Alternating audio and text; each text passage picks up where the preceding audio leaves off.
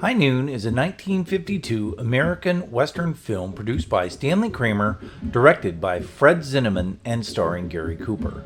The plot occurs in real time, centering on a town marshal whose sense of duty is tested when he must decide to either face a gang of killers alone or leave town with his new wife.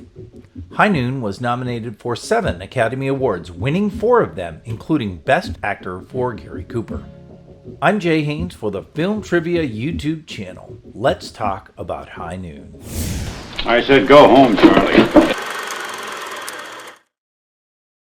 Producer Stanley Kramer first offered the leading role of Will Kane to Gregory Peck, who turned it down because he felt it was too similar to The Gunfighter from 1950. Other actors who turned down the role included Charlton Heston, Marlon Brando, Kirk Douglas, Montgomery Clift, and Burt Lancaster. Gregory Peck later said that turning down this film was the biggest regret of his career, although he modestly added that he did not think he could have played the lead character as well as Gary Cooper did. Lee Van Cleef was originally hired to play Deputy Marshal Harvey Pell. However, producer Stanley Kramer decided that his nose was too hooked, which made him look like a villain, and told him to get it fixed. Van Cleef refused, and Lloyd Bridges got the part. Van Cleef was given the smaller role of gunman Jack Colby from the Miller Gang. The black smoke billowing from the train was actually a sign that the brakes were failing. However, director Fred Zinnemann and his cameraman did not know that at the time. As a result, they were almost killed before barely getting out of the way in time.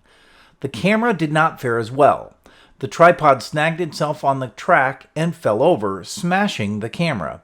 The film survived, however, and that shot is in the movie.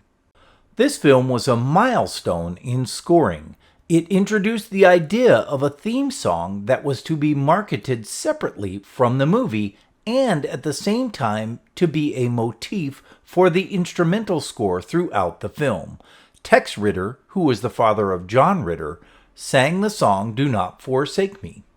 That song was the first Oscar-winning song from a non-musical film. Though he was supposed to be the older man, at age 45, Lon Chaney Junior was actually 5 years younger than Gary Cooper. Gary Cooper wore little to no makeup while performing. The thinking was that the lines on his face would emphasize how worried his character was.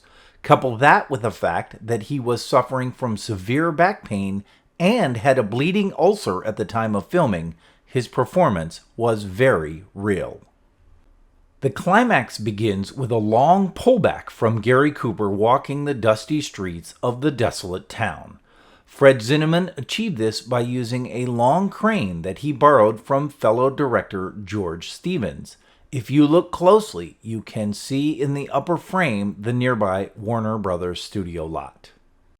The chief antagonist, Ben Miller, is played by actor Sheb Wooley.